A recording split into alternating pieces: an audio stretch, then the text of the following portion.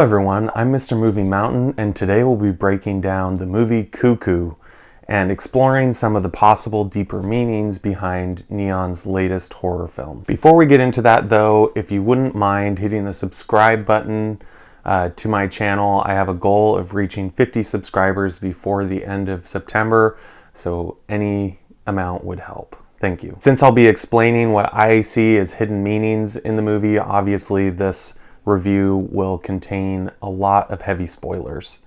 And with that warning out of the way, let's get into it.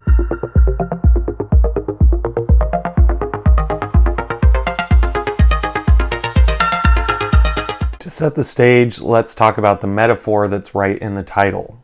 Cuckoo birds. Here are some cuckoo bird facts that I found on onekindplanet.org. The cuckoo is a brood parasite. It is well known for its habit of laying an egg in the nest of another bird, then leaving the offspring to be hatched and fed by foster parents. This cunning tactic allows for more young cuckoos to be reared than would otherwise be possible. The mother will try and find the nest later to ensure the foster parents are feeding her chick the right diet for her young, which includes caterpillars, grasshoppers, flies, beetles, and small snails. A cuckoo chick's call can be so loud and demanding when wanting food that it can persuade birds other than its foster parents to feed it. Now, if any of those traits sound similar to the monster in Cuckoo, that's because they are. Director Tilman Singers said that the inspiration for this movie came from him watching a documentary on cuckoo birds while he was finishing up one of his other projects. The parallels in this movie seem pretty clear to me. Gretchen, who's played by Schafer, is now living with her dad after the death of her mother. Her dad has remarried her stepmom, and they've had a daughter, Alma. And Alma is sucking up all the emotional resources of the parents, that they are kind of ignoring Gretchen and seem to treat her as a burden to the whole situation. Much like a cuckoo offspring can kind of oust the other biological offspring from the nest. In fact, the first time that Alma is subjected to the cuckoo's hypnotic call, she lashes out and strikes Gretchen, flinging her across the room. Which to me was reminiscent of how real-life cuckoo babies will sometimes actually push the other offspring out of the nest because they're so much bigger and stronger. And then later in the movie, we find out that Alma isn't actually the biological kid of Gretchen's dad and stepmom, but is in fact an offspring of the cuckoo, which brings this metaphor full circle. Now let's talk about what I see as one of the central themes of this movie. I got nightmares in my head, I fear. Now here's a hot take. I would say that the main villain of this movie is nature itself. Let me explain. First of all, there are several shots of the forest where it kind of zooms in slowly into the forest with this ominous music playing and makes you feel like something's gonna jump out, but it never does. To me, this signals that, nature is scary and there's something ominous lurking out there in the natural world. Even after all our advancements as humans, we still live in kind of a scary world. The cuckoo monster in this movie is not some sort of lab-created or alien arrival type of monster, but is supposedly just a naturally occurring species here on Earth. Now, we aren't explicitly told how Gretchen's mother dies, but this is another natural process that there is to fear within the movie. Death and how it's coming for us all. I would say that there's also some commentary on the scariness of pregnancy in general. In several very disturbing scenes, we see the mother cuckoo going through this implanting process where she reaches out her gooey hand in this really creepy way, seemingly to implant one of her eggs in her paralyzed victims. We also find out early in the movie that while Alma was in her mother's womb, that there was actually a twin fetus that was consumed by Alma.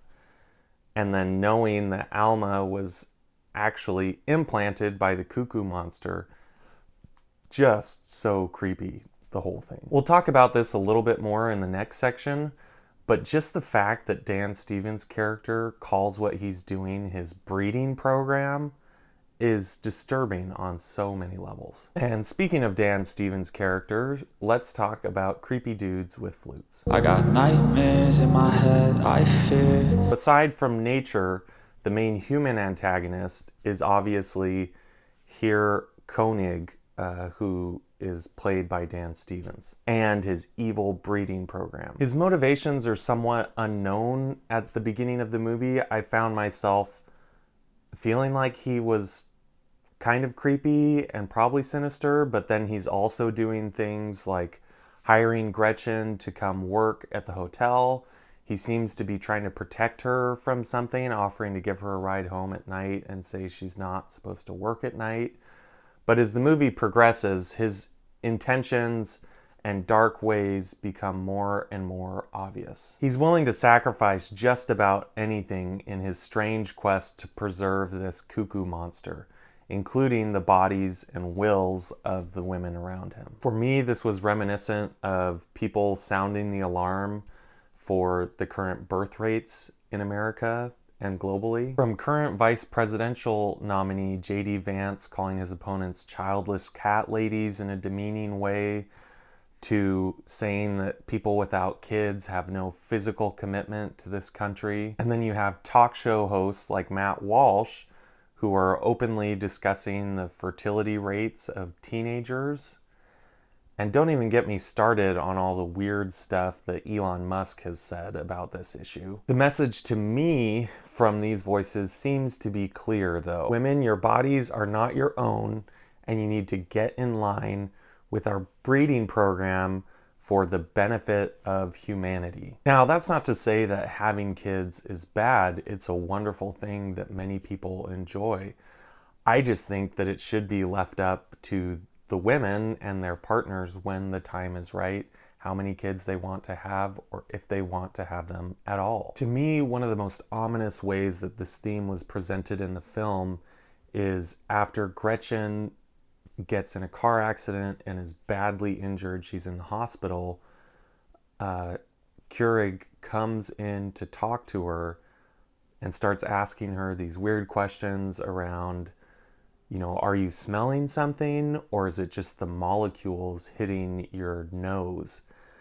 And then takes that kind of weird talking point to say, do you have any control over the healing process of yourself? No, you don't. It's nature and you have no control over it. But really what he seems to be implying is his vision of nature, and what he sees as natural is what she kind of has to submit to, basically. And I don't see this as totally entirely true. You know, Gretchen in her injured state, sure, she can't will herself to just magically become better, but we as humans have plenty of interventions. She can rest up to help. She can take medication. She can wear, you know, a sling and bandages on her elbow to help it heal in different ways.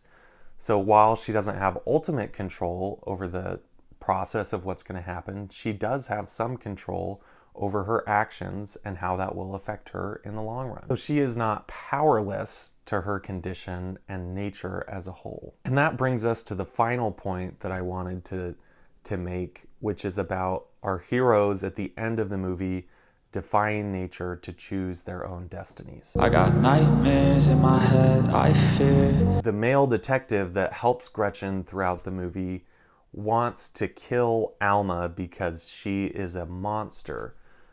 That's her nature. There's nothing that she can do to defy it.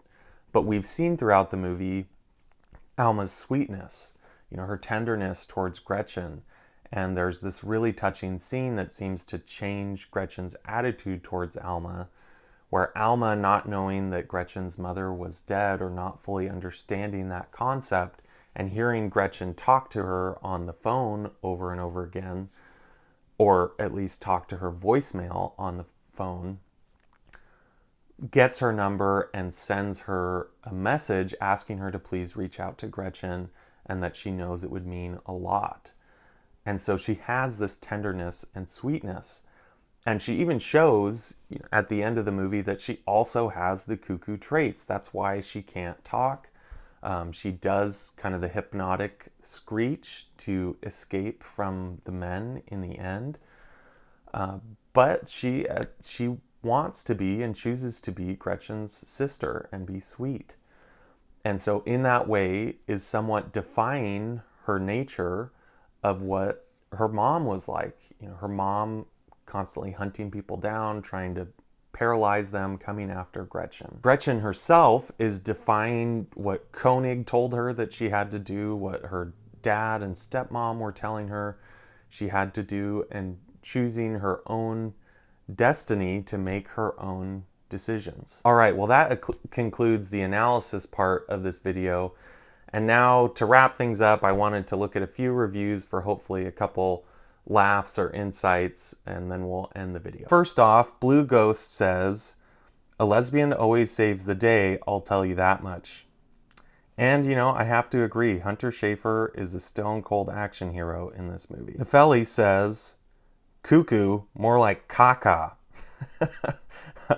Although I disagree with the take, there is something so refreshing about how straight to the point it is. And finally, Tino says, "Michael Fassbender isn't the most sexiest man alive playing a flute in a fever dream of a movie anymore."